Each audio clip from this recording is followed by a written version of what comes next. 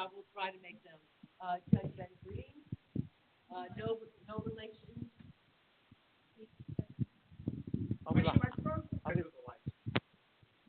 Very loud. Hold on, I got to introduce the rest.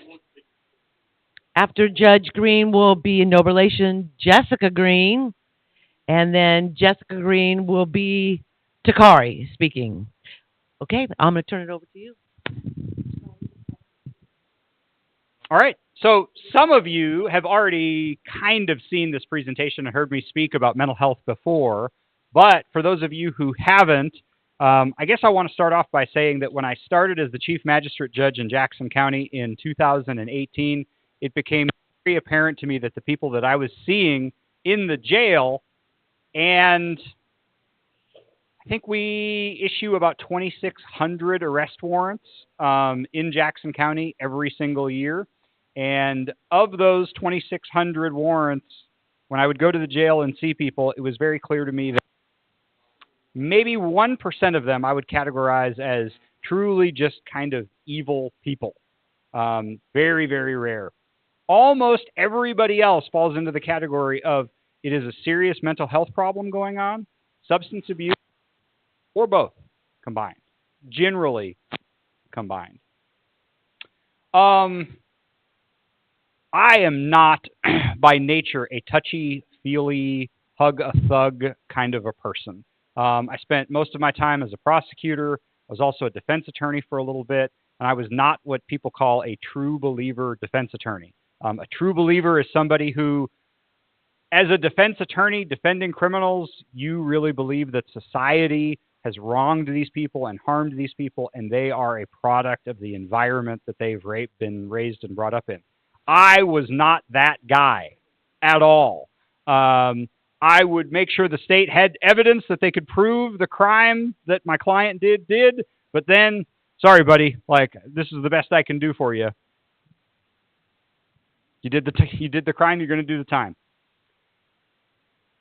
And all of that came to a head, and I would hear people talk about mental health and how important it was, and to me, that was a lot of really I don't care. Just don't. And so my first real encounter when things got real for me was a gentleman who started writing me letters. I had a very, very short encounter with him in the courtroom. He seemed off a little, but it was an ordinance ticket for a dog that he didn't have on a leash. Very easy. We see those things all the time. Pay your fine and move on. And then he started writing me letters. And the letters were about how he knew that I was paying CIA agents to break into his home at night and install wires into his head. And that I had also planted semen and blood at his house to frame him for crimes. And I'm like, whoa, who is this guy? And it got really freaky one morning when I was dropping my kids off at daycare, and he just happened to be walking along the street and saw now where my kids go to school. And those things escalated for a period of time until we finally got him back into court. And I talked to him long enough and got a court reporter there to record everything. And we discovered that he believed he was Egyptian royalty and a prince. And I got him to make all of these remarks on the record and create a record so I could turn around and 1013 him and get him sent off to Laurelwood. And normally, Laurelwood, you used to work at Laurelwood, didn't you? And so 1013 it's a two-party order. You have to have evidence from two different people who will go to the probate judge and say, essentially provide evidence that somebody is not right and is not acting in their right mind and that they need some kind of immediate help. So this gentleman went to Laurelwood. A lot of times, people who are 1013, they are turned around and released within 72 hours. They say they're not a harm to themselves or anybody else, and they let them go. This guy, not only did they keep him for longer than 72 hours, but they then sent him then to another facility, and they kept him for, I think, 9 or 10 weeks before they got him stabilized out on medication. And it was a huge win. And then he came back to the community and stopped taking his medication, and we're doing it all over again. I'm not the subject of the second round of abuse. And everybody is aware of what his situation is. And it actually has been quiet lately. So maybe he's back on his meds. That's what we're hopeful for. But that kind of got me to sit up in my chair. The second instance, and the more, I don't want to say famous, but the more well-known, was a woman I had in my courtroom who I had to evict from her house. And the law in Georgia is pretty clear. If you're not paying your rent and you don't have a defense on why you're not paying your rent, coming to court and telling the judge, even if you come in low-cut dress like she did, that you're out having hard times and you just don't have the money, it's not a defense to an eviction. And so I evicted her, and I gave her the legally required 7 days to vacate the premises and move out.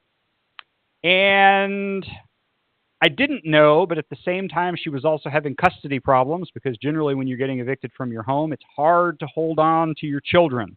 And DFACS was involved, and Judge Mingledorf had signed an order saying that she shouldn't have custody of her kids. 3 days later, she came back to the courthouse. And if any of y'all have been in the Jackson County Courthouse, when you walk in, there's a seal down carved in the marble. And it's the state of Georgia seal, and there's the big lights, or the skylights above with the light shining down. She walked in, and she took a picture of me and laid it in the center. And then she had tarot cards. And she started walking in a circle around, chanting, and every time she made a circle, she would lay down a tarot card. Courthouse security was from me to Chief Hillaway and watched in awe, but at no time got up and asked what she was doing or why she was there. They just thought it was kind of cute and funny, and she was kind of silly and out there. So after that, she then went to probate court and got a concealed carry permit. And there was nothing on her record to stop her from getting a concealed weapons carry permit, and the acting crazy in the courthouse doesn't disqualify you. Being evicted from your home doesn't disqualify you. And I'm a Second Amendment guy, I get it, but that's the world that we live in. And if we're going to let people with mental illness walk around like that, I think we need to be aware that's the world we live in. So fast forward, I found out she was also an internet celebrity. She had a YouTube page. She went by the Indigo Mystic, and she had about 4,000 or so YouTube followers, and she was making videos. And the videos in the beginning were about how her and I had a psychic connection, and that there's some kind of a gland that we have right here in our brain, that we were both communicating with each other, and she knew all of my secrets, and that we could both communicate with God that way. And at this point, I decided I probably needed to tell my wife about this woman, because it was getting weird enough that if this woman ever showed up at my house, but out there. Then the videos kind of got darker and darker, and she knew that if she ever had an encounter with law enforcement, there was this order to take her kids from her. And for a while, she dropped off the radar, and there was a be on the lookout for her. And I remember Barrow County was kind of actively looking for her. And so the videos kept coming up, and then the gun turned up in the videos. And I kept watching those videos looking for a reason to issue a warrant to have her arrested. And I couldn't find one. The threats were all vague. And if a judge is going to be the victim of a warrant, it needs to be pretty good, or people are going to look at that and say, he's just abusing the process and abusing the system. And so in November of 2021, I think it was the 8th of November 2021, law enforcement got a call to a domestic disturbance. Deputy Lena Marshall with the Jackson County Sheriff's Office responded. And when she opened the door, she had no idea, but this woman put a gun in her face, pulled the trigger, and she knew that law enforcement was coming. I guess she assumed her children were going to be taken. Her children, who were so under her control, they videoed the shooting. Mother was killed by the return gunfire, and they uploaded it to YouTube, like immediately. That was the culture that they had been brought up in. And that got me to realize that if we do something about the mental health situation, your position doesn't have to be la-la, frou-frou, hug a thug. But if we don't do something to those people, we're going to continue to bury their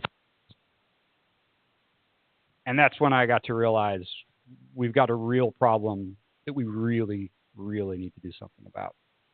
I am the judge who oversees the Jackson County Mental Health Court Program, where we try to rehabilitate people. A lot of people who have serious mental health problems, they do very, very well as long as somebody is watching over them, making sure they're taking their medications, making sure they're employed, checking in on them, making sure that they're going to counseling.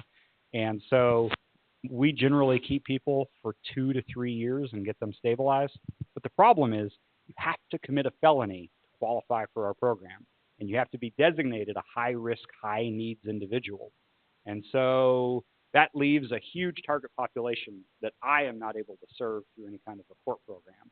And I think that is a perfect segue into our next speaker about kind of the other programs and things that we're trying to do in Jackson County to fill that void. So with that, I will turn it over to Jessica Green.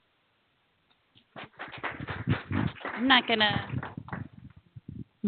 stand up. I'm just gonna sit here because I feel comfortable enough with all of y'all to talk about it.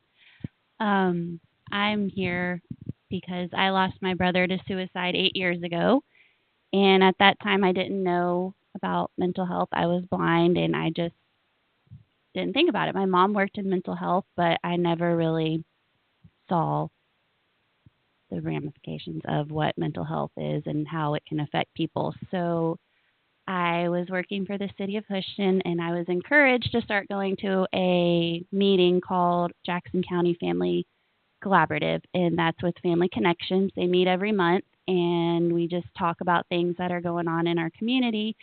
And I met Judge Sherry Moore, and she lost her son to suicide, and we had that unfortunate connection, but we bonded over that. And she has created the Mental Health Task Force, which Lainey's a part of, Joni's a part of. We're all kind of having a collaborative thing that we do to see what the needs are. And with Judge Ben Green as well, he helped us find out some of the needs in our EMS, in our fire department, in our sheriff's office, and some of our city police officers as well. We created a RAC card. I don't have any with me, but it's a card that has all of the resources you can need on it. It has Reboot, it has NAMI, it has 988, anything you could need on there, because what we were finding out is that a lot of times officers would go to a crisis call, and besides taking them to a hospital, they really don't know what to do. So we created the card, and that has helped a lot. I've had people reach out to me with the EMS, and they're like, hey, I need to get those cards. My station needs those cards. So that's felt really good to have that. And we're just trying to figure out what the next steps are for mental health and the Mental Health Task Force. And that's why when Mayor Martin invited us out, we want the whole community to be involved, because it is an issue with everyone. And you might know someone and you might not know what they're going through, but you can learn. Or you might be someone who's going through something and you feel like there's no hope for you, but there is. And I'm living for my brother, and I'm living in his legacy to let people know that there is hope out there, and you can find it. And it is here in our community. There's people who love and care about people and want them do good. And there's resources, and we're fighting it every day. It's that people are fighting every day on both sides. And starting a podcast, Tom with Northeast Georgia Radio X, he's our podcast man for Jackson County. I haven't been to a podcast. He's amazing. And we're going to have a girls club. So we're really excited for that, to get that going and just kind of make it a resource as well. But sometimes when you read something, it doesn't always stick. So having that resource when you're driving in the car, you know how that is, Miss Gwen, you can actually, listen to it instead of having. Okay, I'm good. But you can listen to it, and you can go back to that resource. So we're going to have a lot of people in the community to speak with. So we're super excited about that. Now it's your turn, buddy. I met this guy on the steps. Okay. Oh, yeah. I'm sorry, Joni. I forgot about our needs assessment. So, yeah, we did a needs assessment last month, and it was with UGA was with one of their programs that they had, and we got it. Well, we actually did it at the beginning of this year. I think it was back in May. And it just kind of went over the different things with mental health in our community. Joni, would you like to speak on it a little bit? Because, yeah. Yeah. Sorry.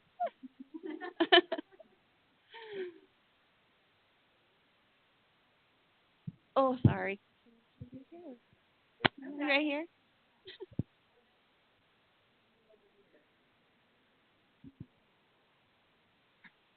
Yeah, so this needs assessment. Yeah. We realized we needed to do this so we knew where our resources were going and so that we didn't duplicate our resources and our needs. So we just knew that this is what we needed to do, and they gave us some pretty interesting information. So, Hi, my name is Joni Powell, and I am the Project Aware District Coordinator for Jackson County School District. I get the opportunity to bring a lot of mental health resources to our students, our parents, and our community. Some of the things that we're currently doing in Jackson County schools, we're implementing suicide and depression awareness. We've had 3 successful pilots thus far, 2 fourth grade classes in elementary schools and our 9th graders at Jackson County High School. We're really excited about the community here, especially in West Jackson, since I'm here in Houston to talk about that. Our parent involvement has been phenomenal. And part of that parent involvement with West Jackson parents contributed to our focus groups that help contribute to our needs assessment. So we partnered with UGA, and you can see there's some other partners as well, but our main partner was the SAGE from UGA. And we were able to kind of narrow down a lot of things that affect Jackson County specifically. So we work to create focus groups with school administration, with parents, with community leaders, and even our students. Project Aware does a local advisory board meeting every quarter. And so we like to involve all kinds of people from Jackson County and our community. And we had students that were able to really talk about the issues that really still concern them about mental health. So some of the things that stuck out to us, I think, with the yes, I can see what it's like. I can see the slide here. So some things that really stuck out within Jackson County, if you look at poor mental health days. So not everybody is going to have a great day, right? We all have bad days. But when you start thinking about if you're struggling with mental health and you're having more bad days than you are good, and you're looking at that through the lens of, is this just that I'm sad, or are we looking at this could be something that is affecting my daily life? So if you look at probably, I think what's on your screen right now, you'll see that in Jackson County, the average poor mental health days per month were 5.3. That is elevated when compared to the United States as a whole and Georgia as a whole. And there are a lot of factors that can contribute to that, but that is one of the most significant slides when we went over it at the Mental Health Task Force that stuck out to me as a mental health professional, because that tells me that we have a lot of work to do in Jackson County to build mental health awareness. And the way to do that is to build an infrastructure of mental health awareness. Something that I really am passionate about when I talk about mental health is the normalization of talking about mental health. So a lot of times people are very, very hesitant to say something is bothering them. And I'm going to talk to the men in the room for a minute. Hey, men, how are y'all? The reason I say that is because one of the most at risk for suicide groups across every state, every study, every survey is middle-aged males. Does anyone have any idea why that is? Judge Green.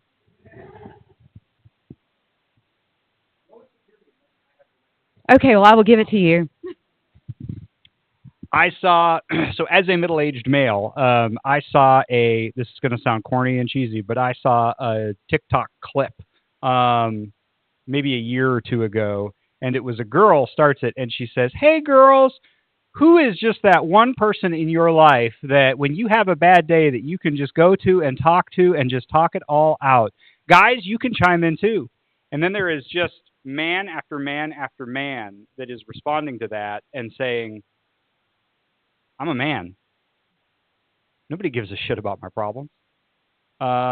Like, we internalize it and we deal with those things ourselves. I think most mental health people, and I'm guilty of it, but I think most mental health people will tell you that is not the healthiest way to go about it. No, it's not. And Judge, a really great point, and that's internalizing. So when we looked at our focus groups, you tell me, Jessica, where you are. Oh, I can't open your phone. You're fine. So I'll just talk about this as you do that.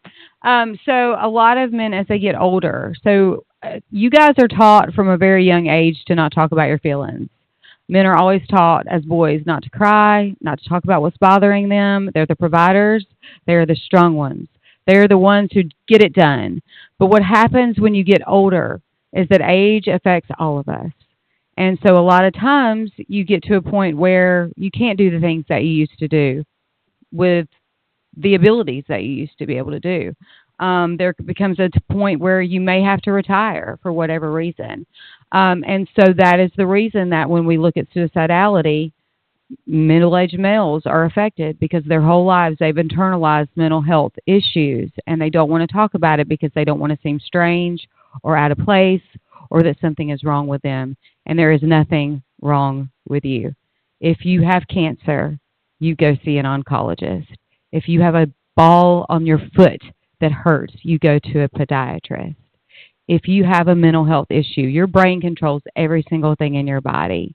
So if I can tell you anything about whatever demographic you fall in, whatever socioeconomic background you have, whatever your friend group is, please take care of your mental health.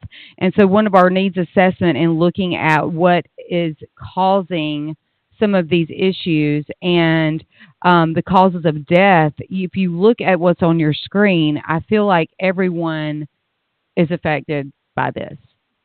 Is there anything that you guys see when you look at the rank as causes of death that make you feel shocked or that make you feel uncomfortable or you're surprised by it?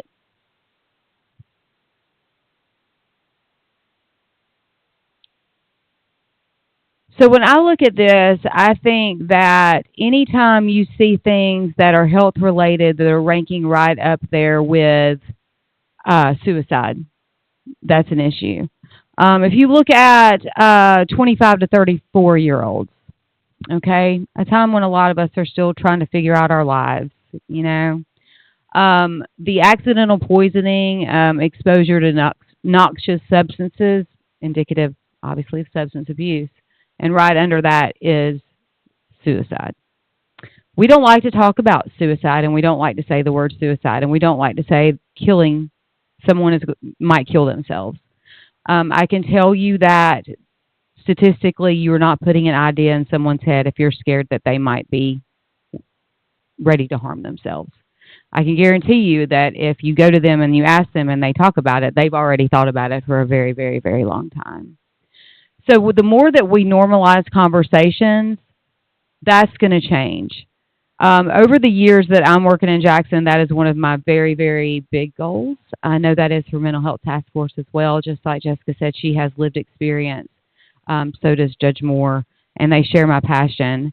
And what we want to do is we want to normalize those conversations, and we want to make sure that everyone is open to talk about it and that they know that it's okay to not be okay. It's okay to have something going on mentally. A lot of us dealt with childhoods that were not great. They were not great. And I can tell you from someone who has seen a lot of mental health things that when you have childhood issues and you grow up and you become an adult, they don't go away. They don't magically evaporate the minute that you turn 18 and move out of that environment. They are pervasive. And it's okay to get help, and it's okay to talk to someone. And as we go through these, if you want to kind of look at the intentional self-harm and all other mental health disorders. I think that's also important to look at as well. So when we talk about mental health being a public health crisis, that is not an exaggeration. That is fact. And it's just as important as any other health issue that you go through. Something that I would like to say, and then I'm going to turn it over to our very, very special guest that I was so impressed with when we got to talk earlier, is I want to give you guys a resource, and it's very easy to remember. So it's 988. 988. Super easy, super simple. 911 is for medical emergencies. 988 is for mental health emergencies. They can come to your house for evaluations for you or your loved one, especially children. They can also be a crisis line. So it's not necessarily that you're calling because you may be having suicidal thoughts. But if you don't have that person that you can call at 2 o'clock in the morning and you are having some mental health issues, they have crisis counselors 24/7 that you can call and are available. And it's for every age group, from a kid in elementary school to a 75-year-old man who's struggling with not being able to work like he used to. There is no demographic that is not touched by mental health. There is no socioeconomic status that is not touched by mental health. There is no race that is not touched by mental health. Mental health affects all of us. And I can promise you that if it's not you, you know someone who's silently struggling. So again, I just encourage you to have those conversations. It's more important than you can ever know. You can find me. Jessica has my information. I teach a class, and I will come out to wherever in the community, and it's called QPR, and it is for suicide awareness. It's about an hour and a half. It's very content heavy, but it is super, super important, and you'll leave there with, I feel like, a lot of knowledge about how to recognize signs that are maybe with someone you love, but also maybe with yourself. So you can always reach out to me if there's anyone that would like to come up afterwards. I have my cards as well. And with that, I'm going to turn it over to the main event because he is just amazing. All right. So my name's Takari, and Takari Tatum, and I'm 13, and I'm in 7th grade. And I'm a spokesperson for NAMI, the National Alliance of Mental Illness. I've been working with them ever since I started my journey through mental health. And a couple statistics from them are 20.17% of youth, 12 to 17, reported suffering from at least one major depressive episode. And another one is 59.8% of youth with major depression don't receive any mental health treatment. And I believe that should change. And it's not okay that there's some people who are suffering and don't get the adequate help that they need. When I was in 4th grade, my teacher, Miss Mendenhall, she assigned us a community service project. And there was a lot going on in my life. COVID was going on. You know, the year before we had virtual classes and, you know, everybody was drained from that. Two of my favorite athletes, Naomi Osaka and Simone Biles, were exhibiting mental health struggles. And it was just a lot going on. So I decided to do it on mental health. And the National Alliance of Mental Illness reached out to me after I made a couple of videos on different social media platforms talking about my journey. And they said that they wanted to, you know, do photo shoots with me, interviews, and I was actually the leader of a couple NAMI walks for years in a row. And some of my accomplishments were being on Gayle King, Cindy Shu in New York, and I've also gotten national attention being on a couple papers and really just running around the whole country talking about mental health. Also, I do a lot of events around the state. I've done events in Florida, Mississippi, New York, things like that. And also, I've written my own book, well, 3. My first one is called Snap It, which is about mourning the loss of a family member. And it's good for kids, and it's even good for adults, too. And I've written an activity book which has coloring pages, word searches, things like that. And I also wrote a third book which is about code red drills and like things like that. Like a code red drill is a drill of an active shooter. So if you're in school and a code red drill goes off, it's basically teaching you to prepare for code red drills. And one thing that I learned is that some code red drills are more damaging than they are helpful. And it's really important. And you can find all my books over there if you would like to purchase any. And some things that you can do to take care of yourself are visualize a quiet place, drink some water, eat healthy. If you're ever feeling like you're gonna have a panic attack or something like that, count backwards from 100. Say I'm calm, or like visualize yourself in a calming place. Or you could even push a wall for 10 seconds to relieve some stress. And please remember to snap it and breathe. And if you're watching online on the live stream, you can go to my website, therubberbandmentality.com, to purchase any of my books. And please enjoy your free Snap It bracelet.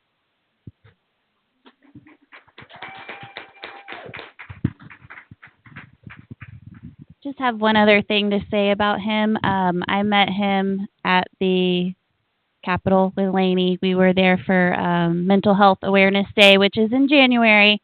So if you can take the day off and come, we all go to the Capitol to rally together for mental health. But I saw him just standing there, and I saw his grandmother, Miss Gwen, and there was something very special about this kid. And I say it every time I see him, and I know you're going to grow up to be an awesome advocate for mental. You already are, but you're just going to be such an amazing person. I'm glad to know you, and we're glad that you come out to our community, because this is the second time this year he's been out here. So we appreciate you and your family, and you guys doing a great job.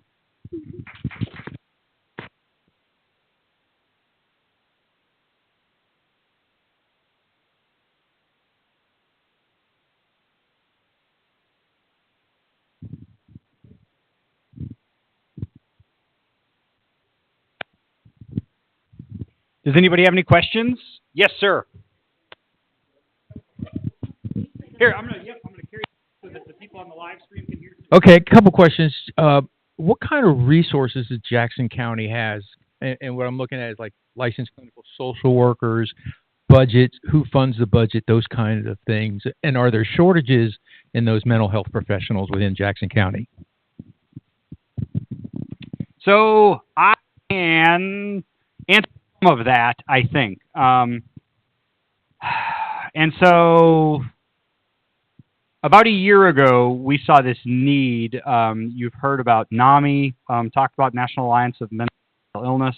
And so we thought we could jumpstart a local affiliate and call it NAMI Jackson County. We had a fundraiser. We raised $14,000 for that cause. But really, it's been difficult to get it off the ground. NAMI has some training requirements that require at least, I think it's a full weekend of training that you have to take so that you can start leading local support groups and stuff like that. And we just don't have the interest of the volunteers, to be honest. My profession disqualifies me, highly discourages me from getting involved because I'm not supposed to do anything that I'm potentially going to see these people in the courtroom again and have to recuse off their cases. And to be honest, people have families and commitments, and it's a big deal to set up that you're going to take on running support groups. So I understand those challenges. The Jackson County Mental Health Task Force, I think, has taken a good step. And also NAMI has agreed, I think, they are trying to service our area. And my understanding is Barrow County is also trying to start a local affiliate. So it's, what's that? And Athens. So it's pushing its way in. But to me, looking at it, it isn't so much that the county isn't providing services.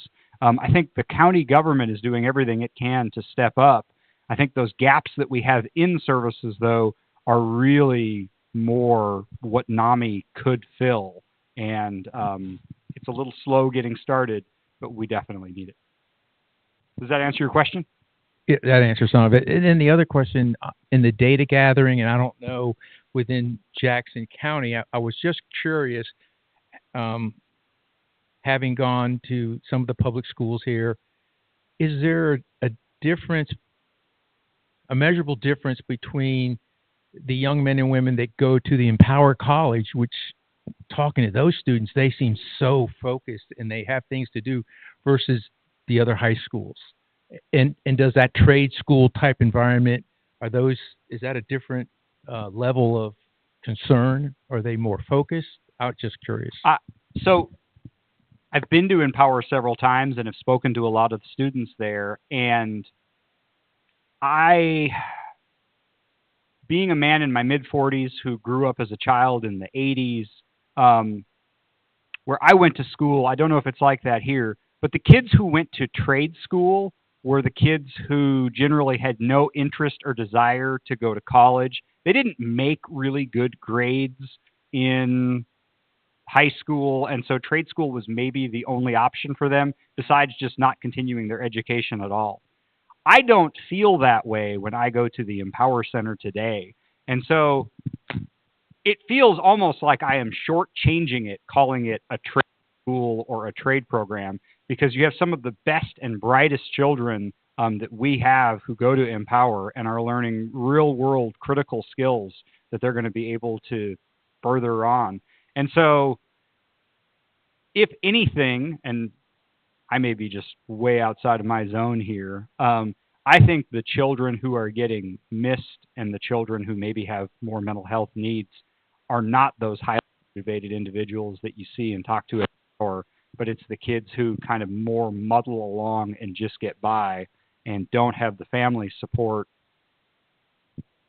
My kids go to Commerce, and the number of families who come to parent-teacher conferences, I can't speak for Jackson County, but it's like 40%. And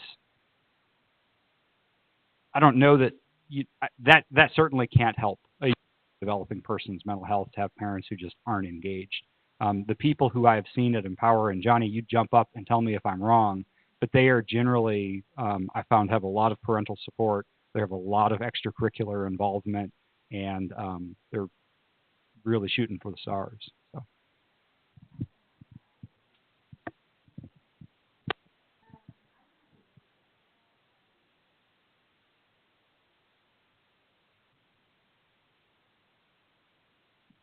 Can you hear me now? Okay. So Empower is very interesting in Jackson County because we do have a small sect of students where that is their main school, but we do have students from East Jackson High School as well as Jackson County High School. That Empower also has its own counselor, and I can tell you from the standpoint of our referrals, there isn't a lot of difference in between that going that route versus another route in terms of their mental health needs. We've seen it pretty much across the board. We've gotten referrals from Empower, just like we have with East Jackson High School and Jackson County High School. Anything else? Oh, the mayor's got a question. Dakar, come on. Thank you for the bracelet. Could you tell everybody how you came to this bracelet idea?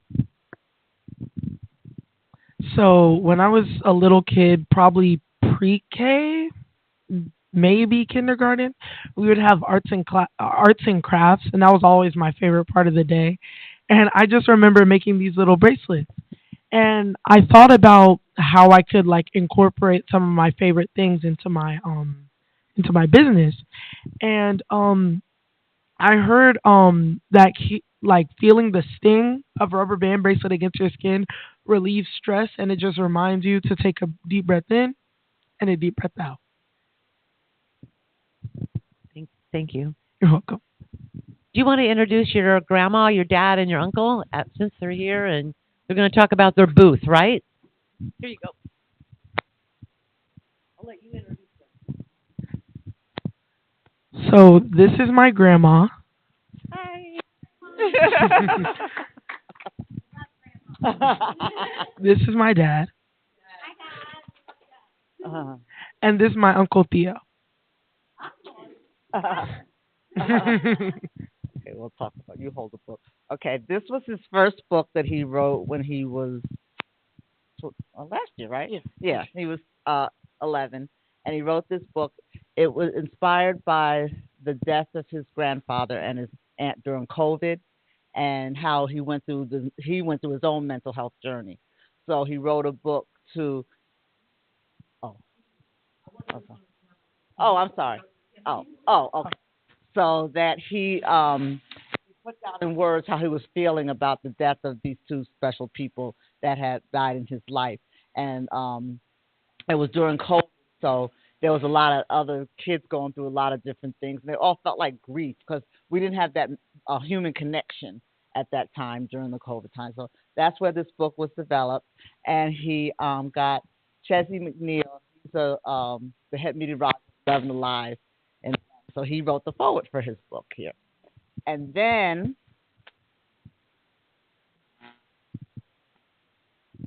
this year he came out with an activity book, and the activity book is a way of kids to write down their feelings. There's word searches and crossword puzzles, mazes, things like that. Open up so they can see.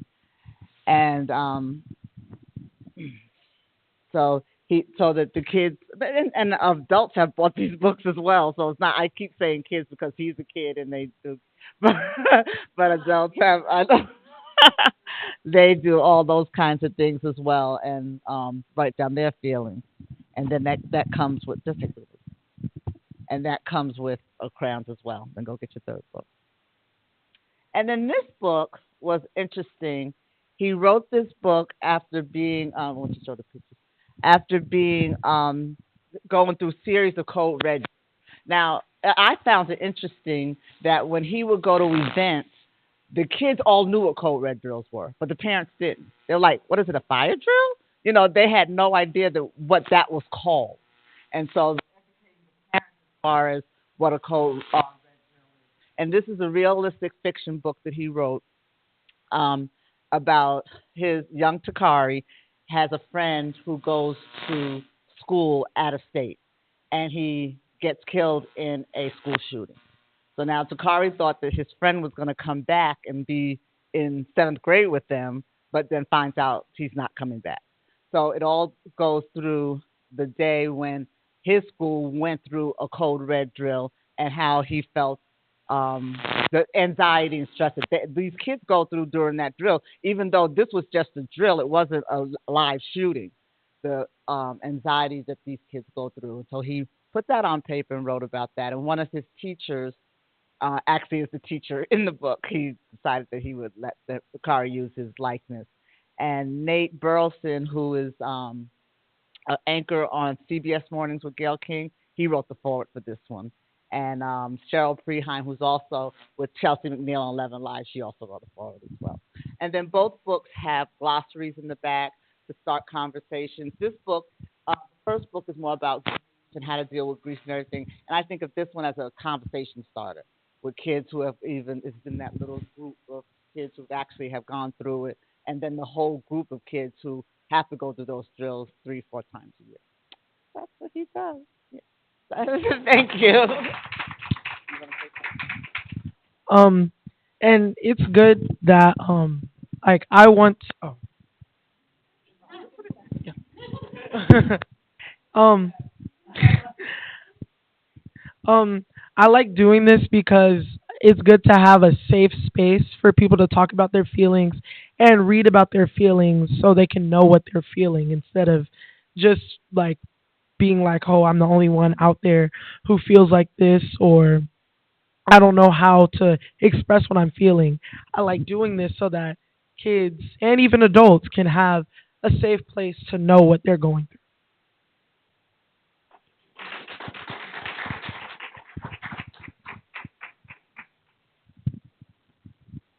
And I just want to say that if anybody wants the calendar invite to our meetings, we have the Community Collaborative and we also have the Mental Health Task Force. So I can get those to you, and I can also get you the needs assessment information as well. So Thank y'all for being And if here. there's no other questions from anybody, I think that will close it out. Thank you all so much for coming. Mayor, thank you for inviting us.